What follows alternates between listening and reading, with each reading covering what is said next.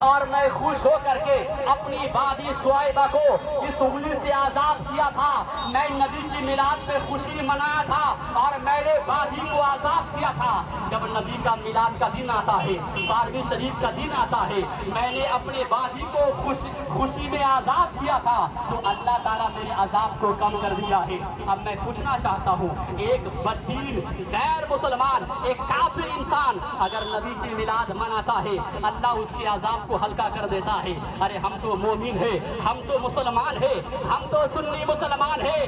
اگر ہم نبی کے میلاد منائے، وہ ابو لہب تھا جو بے دین بے قوم تھا، اگر وہ خوشی مناتا ہے، اللہ اس کے عذاب کو ہلکا کر دیتا ہے۔ اور جب سنی مسلمان جب نبی کا میلاد مناتا ہے، اللہ اس کو قبول فرما لیتا ہے، وہ صدقہ جاریہ بن جاتا ہے۔ دنیا چھوڑنے کے بعد اللہ کے نبی شفاعت کرتا ہے۔ اسی لیے سنی مسلمان نبی کا میلاد منا رہا ہے، ہم نبی کا جنم دن منا رہے ہیں۔ اگر ہم بچوں کے جنم دن منا سکتے ہیں، ہم ختم بخاری کی اگر محفل منعقد کر سکتے ہیں، تو نبی کا میلاد کیوں نہیں منا سکتے ہیں؟ اسی لیے غلامان مصطفیٰ نبی کا میلاد منا رہا ہے۔ شاعر نے کہا تھا، نثار تیری چہل پہل پر ہزاروں عید ربیع الاول، سوائے ابلیس کے جہاں میں سبھی تو خوشیاں منا رہے ہیں۔ اے مسلمانوں، سوال اٹھ رہا ہے، یہ سنی مسلمان جھنڈیاں لہرا رہا ہے، اپنے مسجد کو چراغاں کر رہا ہے، اپنے گلیوں کو چراغاں کر رہا ہے، یہ فضول پیسہ خرچ کر رہا ہے، اپنے پیسہ کو برباد کر رہا ہے۔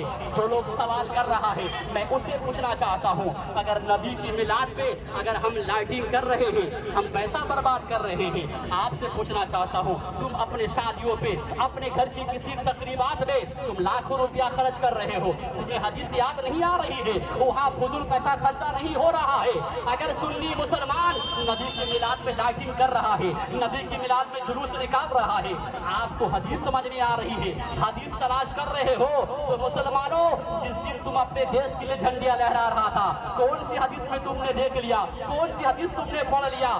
آپ کو حدیث یاد نہیں آئی۔ مگر جب سنی مسلمان اگر نبی کا میلاد منا رہا ہے، نبی کی تعریف و توصیف بیان کر رہا ہے، لوگ حدیث تلاش کر رہا ہے، لوگوں کو ثبوت چاہیے، لوگوں کو دلیل چاہیے۔ مسلمانوں، ہم سنی مسلمان حدیث و قرآن کے خلاف ہم کوئی کام نہیں کرتے، ہمارا ہر کام حدیث و قرآن کے موافق ہے۔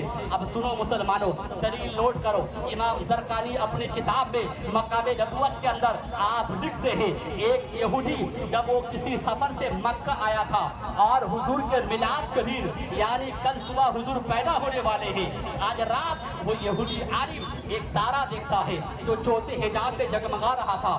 اس نے تمام مکے والوں کو اعلان کیا، بتاؤ